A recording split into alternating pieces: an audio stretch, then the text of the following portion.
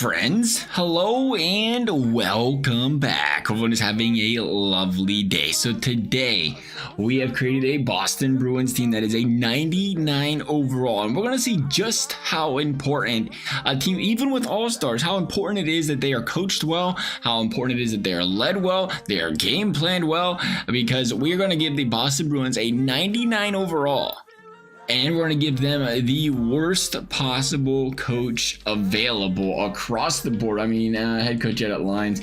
Yeah, they can do that. I mean, let them do what they want to do there. Real quickly, we'll show you guys the team. You know, we gave Boston a couple players you might have heard of. You know, Matthew Tkachuk, Auston Matthews, David Pastrnak, Mitch Marner, Jack Hughes, Brad Marchand. You wonder how much the scheme can possibly be affected when you have all those X Factor and Superstar abilities. We'll see. I was hoping we could get guys with less Superstar and X Factor abilities, but it was difficult to get into a 99 without those players. Makar, Devin Tays, Sergachev, McAvoy, and company here. And then the goaltending had to be stellar as well. Probably could have did a little. Honestly, we could have probably knocked it down a little bit if we just boosted up the goaltenders a little bit, because that impacts stuff so much. But nonetheless, looking at this coaching staff, a coaching staff that is soon to see McMillan fired.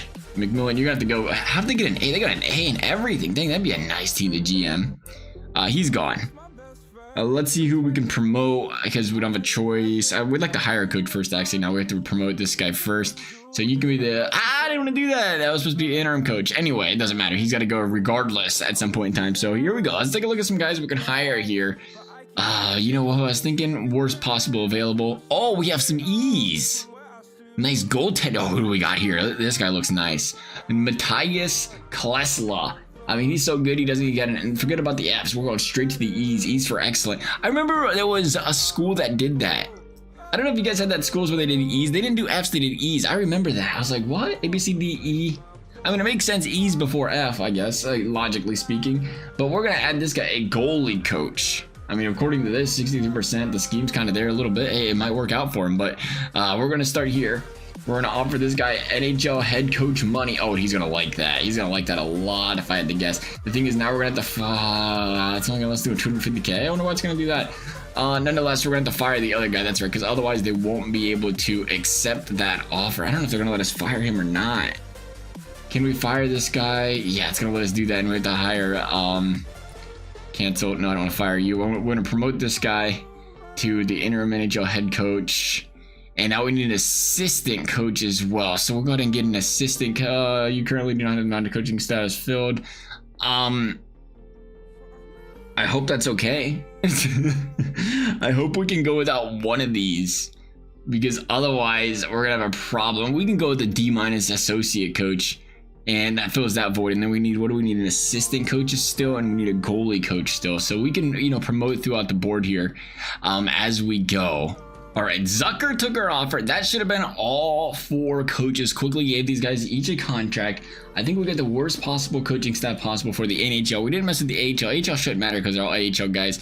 The associate coach in D-, the assistant E, the goalie coach in E, the NHL head coach is an E. Apparently people are happy. Look how happy the staff chemistry is great. Yeah, they're all bad. They're all the staff chemistry is great because they're all goalie coaches. That's gonna be an interesting one.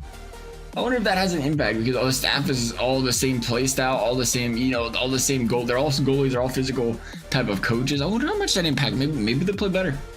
I mean, it'd be kind of crazy if they did, but nonetheless, if we take a look real quickly, there's only 3 coaches that are E's and the rest is D-, so that's why we just kind of left that coach in there.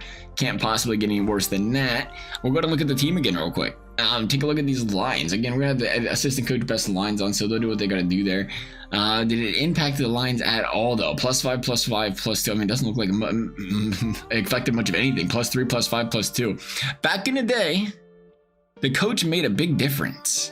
And you could see the schemes, you could see the areas change. But I think the thing here is even if it was a change, it doesn't matter, because all the guys have superstar abilities. And then we get to the, I mean, even Hughes, though, you look how bad the line chemistry is, how bad the scheme fit is. But it doesn't matter because they're all superstars. Then you have Stamkos on the 3rd unit. Ooh, he wants to be on our first line. Charlie Coyle does. What's Charlie Coyle do up here? Oh, that'll change it to a +3 real quickly. I bet it would. Looking at the defense, Makar, Tays, Sergachev. Again, nothing really changing there. You take a look at some of the chemistries. I mean, the defense loves this coach. Look at all these guys that would love to be on a second line. Devin Tays wants to be on a first line. All right, okay. Kind of surprised by that. Goalies coach, I mean, he does promote the defense there. I kind of thought maybe we'd see things a little bit more lopsided. Maybe the scheme fit wouldn't be there, chemistry wouldn't be there because he can't coach. Worst coach in the league. What can he possibly do right? He doesn't know how to draw up lines, but I guess you could still have a fit. They just can't possibly coach. And that's what we're going to figure out here. This will be interesting because right now they're 3-0. 3-0 doesn't seem like the coaching matters at all. In the NHL, in real life, sometimes you see it. It was like kind of with the Rangers last year with the early exit. It's like you bring in all these superstars, and just because you get them all to come to your team on the low or whatever, it doesn't guarantee they're going to mesh. Now, sometimes they do mesh, and it's scary, and it's hard to slow those teams down. We've seen, when Tampa finagled the Cap when they won a cup, it worked out just fine when you brought some extra pieces in. But when the Rangers did it didn't turn out to be the same situation. But this Boston Bruins team, I don't think the coaching staff's going to matter. Currently, they're sitting at 11-2. On fire to start the season, and they lose 2 in a row there right after we brought it up. They're going to win overdone. Montreal Canadiens get back on track, shutting out the Tampa Bay Lightning. Even more so importantly here, I mean, now they're 13-6, starting to lose some games, wondering if that coaching staff's starting to produce a little wear and tear. I was going to say another thing's important. We took a lot of good players off of good teams, so that makes it a little bit easier in that regard as well. But all of a sudden, here we go. The wheels are falling off the team. You couldn't possibly have a better team, and they went down to 15-10, quite the losing streak. We'll see if they get back on the win streak here for a while. Right now, 5 in a row, and then they dropped the game to the Columbus Blue Jackets, and Pittsburgh Penguins going to lose a few more in a row again. I'm excited. Something about me is excited about this. I'm happy. I'm glad the coaching thing matters. I want to see these guys miss the playoffs. Miss the playoffs, Boston. It's going to be great. It's going to be fantastic. 22-18. Imagine a team of super. How quickly would you? Oh, could you imagine? Imagine building a superstar team like this and a coach fumbled it away and you couldn't make, oh my goodness. How crazy would that be? That would be one of the, I couldn't imagine being a fan of that team. I couldn't imagine. It makes you think about the Blue Jackets. I mean, they bring in Lina, they got Kucherov, Werenski, Fantilli. Now you think you've got some solid pieces around here. It's like, what's happening? And nonetheless, it ain't that serious though. This is way serious, more serious compared to that. But right now, we are a 31-28 club, a team that is not gonna make playoffs if they don't start winning hockey games. And this, again, it has to be due to the coaching. Remember, they started 8-0. And now, since starting 8-0, they have now lost, 26, 36, and 8. An ugly end of the season. And yes, if you was wondering, the coaching is very, very important in this video game. We're going to take a look real quickly, see how the scheme's looking now, see how the players are looking now. Do we lose some overall points? Do we lose some abilities with this team potentially? 5-5-2, nothing changed there. Matthew's still 93, Pastrnak still 95, Tkachuk's still 93. Jack Hughes go up, or was he already 93? Mitch Marner's at 92. I mean, overall, we didn't see a lot change there. Again, it's not going to show us because we're in the postseason. We have to look the other way. 3-5-2, chemistry staying the same. Cal McCarr, the 95. Was McCarr 95 or was it 94? I can't remember what was that now. How did the goaltending play? You would have thought the goaltending would have been the best because the coaches were goalie coaches of all positions. But at the same time, if nobody's playing good in front of them, that's going to be a problem.